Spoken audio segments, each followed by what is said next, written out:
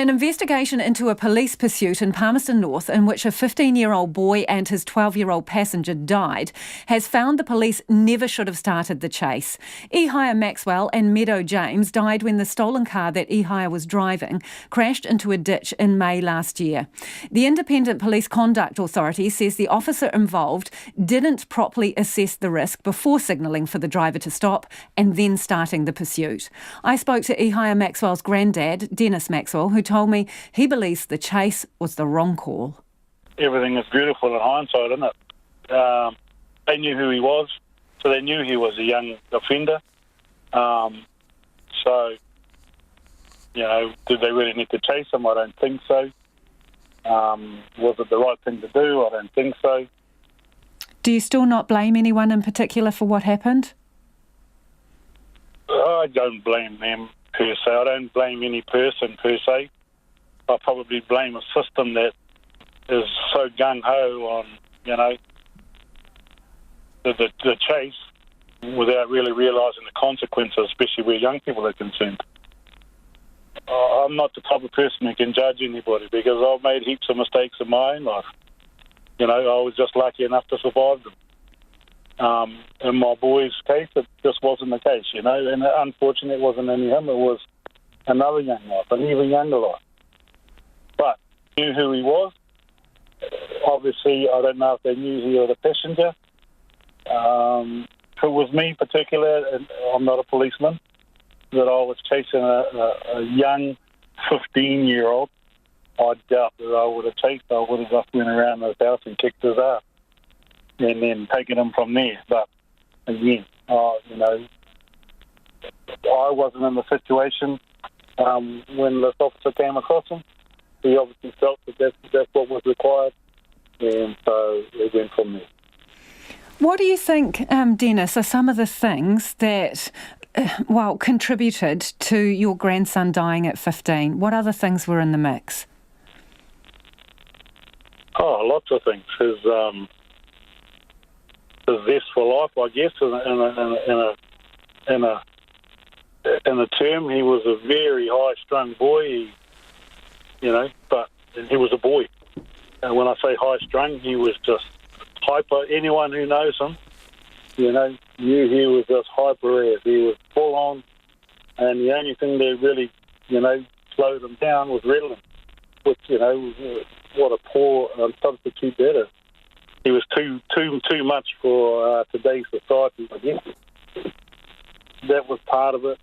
Obviously, things outside which I didn't really know were going on with him. I didn't realise he could drive a car.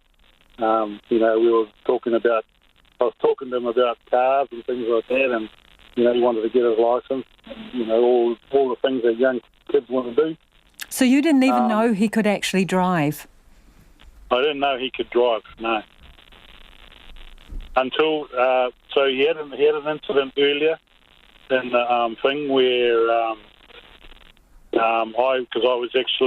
he got pulled up in pram or something like that, and he was in jail there, and then I went and seen him, and I said, who the hell was driving? He goes, I was driving. I didn't even know he could drive. I said, do you know how to drive? He goes, yeah. Ihaia was your first grandchild, and I imagine you had kind of big dreams and plans and hopes for him, and I imagine your family would have. So what has it meant to you all to lose him like this? Oh, it's huge. It's huge. We still feel the impact today. He's got siblings, and, they pine for him. His sister cries for him. His nieces and nephews. He got some young nieces and nephews too, and they just absolutely loved and adored him. So, he was a character. He was huge in life. But he was definitely an awesome sports person, natural talent. So he could have easily been an All Black or a Kiwi, a basketball. He was good basket. He was good at whatever he put his hand to. So, it's been huge. It's been huge on our family. What do you miss the most about not having him around? Oh, just his cheekiness, his again, zest for life. He wanted he wanted to live life. You know, he wanted to live life. And again, you know, he was too much for... he was just full on. And, you know, I really enjoyed that. I used to go and watch him play rugby. He was a prankster. He just loved life. So we know now that the officer involved didn't properly assess the risk before trying to pull the car over and then starting the pursuit. So we know now that mistakes were made by the police. What do you want to happen now? What do I want to happen? I want no more kids' lives to be lost. I believe there has to be a better way than catch them at all costs sort of mentality that we have at the moment. You know, when it happened, I didn't want to work. I was thinking, you know, what's the point?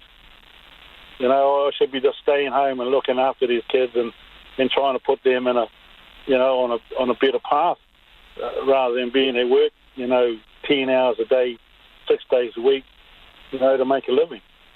You know, is that really what it's about? I'm not angry with the police.